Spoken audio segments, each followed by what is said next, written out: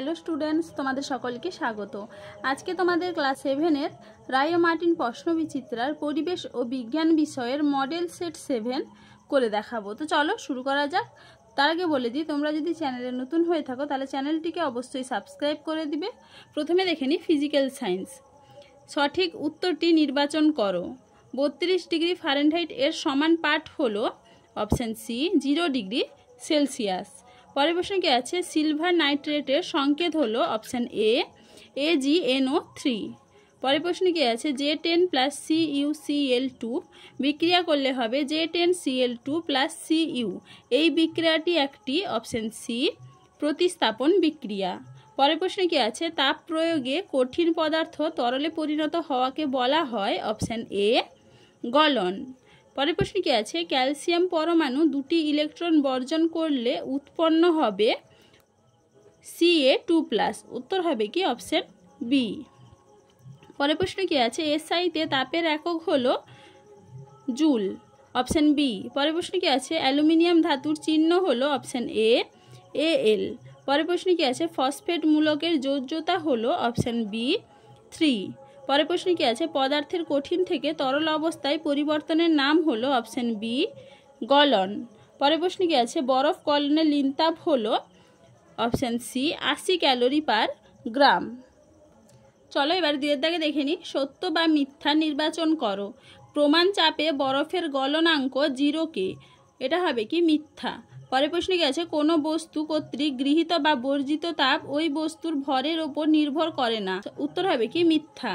পরের প্রশ্ন কি আছে, 2NaOH + H2SO4 = 2Na2SO4 + H2O এটা কি হবে মিথ্যা। চলো এবারে 3 থেকে দেখে নিই, নিচের প্রশ্নগুলির অতি সংক্ষিপ্ত উত্তর দাও। উষ্ণতা পরিমাপক যন্ত্রের নাম কি? উত্তর হবে কি থার্মোমিটার। পরের প্রশ্ন কি আছে, নিউট্রনবিহীন একটি পরমাণুর নাম লেখো। উত্তর হবে কি সাধারণ হাইড্রোজেন। পরের প্রশ্ন কি আছে, ঘনীভবনের সময় লিনতাপ গ্রহণ না বর্জন হয়? সঠিক উত্তর হবে কি বর্জন। চলো এবার 4 দাগে দেখে নিই, নিচের প্রশ্নগুলির সংক্ষিপ্ত উত্তর দাও। লিনতাপ কাকে বলে? বরফ গলনের লিনতাপ 80 ক্যালোরি পার গ্রাম বলতে কি বোঝায়? এটা তোমাদের রায় মার্টিন সহায়িকায় 20 নম্বর পেজে 5 নম্বর প্রশ্নের একের উত্তর দেখবে, সেখান থেকে তোমরা পেয়ে যাবে, সেখান থেকে দেখে নিবে। পরের প্রশ্নে কি আছে, বিয়োজন বিক্রিয়া কাকে বলে? উদাহরণ দাও। দেখো এখানে আমি পেজ নাম্বারটা লিখে দিয়েছি, কত নম্বর পেজে আছে তোমরা একটু দেখে নাও। পরের প্রশ্নে কি আছে, নিম্নলিখিত সমীকরণ দুটির সমতা বিধান করো। দেখে নাও, তোমাদের এখানে সমতা বিধান আমি করে দেখিয়েছি, তোমরা একটু দেখে নাও। চলো এবার পরের প্রশ্ন কি আছে, পরমাণু ও অণু পার্থক্য লেখো। এটা তোমাদের রায় মার্টিন সহায়িকায় 189 পেজে 7 নম্বর পৃষ্ঠায় দেখবে, 7 নম্বর প্রশ্নের উত্তর দেখবে, সেখান থেকে তোমরা পেয়ে যাবে, সেখান থেকে দেখে নিবে। পরের প্রশ্ন কি আছে, তাপ ও তাপমাত্রার মধ্যে দুটি পার্থক্য লেখো। এটাও তোমাদের রায় মার্টিন সহায়িকায় 24 নম্বর পেজে 1 নম্বর প্রশ্নের উত্তর দেখবে, সেখান থেকে তোমরা পেয়ে যাবে, সেখান থেকে দেখে নিবে। পরের প্রশ্ন কি আছে, এমন একটি উষ্ণতা নির্ণয় করো যেখানে সেলসিয়াস স্কেল অনুযায়ী উষ্ণতার পাঠ ফারেনহাইট স্কেল অনুযায়ী উষ্ণতার পাঠের সমান হবে। এটাও তোমাদের রায় মার্টিন সহায়িকায় 26 নম্বর পেজে 1 নম্বর প্রশ্নের উত্তর দেখবে, সেখান থেকে তোমরা পেয়ে যাবে। চলো এবারে লাইফ সায়েন্স দেখে নিই। একেতে কি আছে, সঠিক উত্তরটি নির্বাচন করে বাক্যটি সম্পূর্ণ করো। অস্থি সন্ধিতে থাকে অপশান বি পিচ্ছিল রস।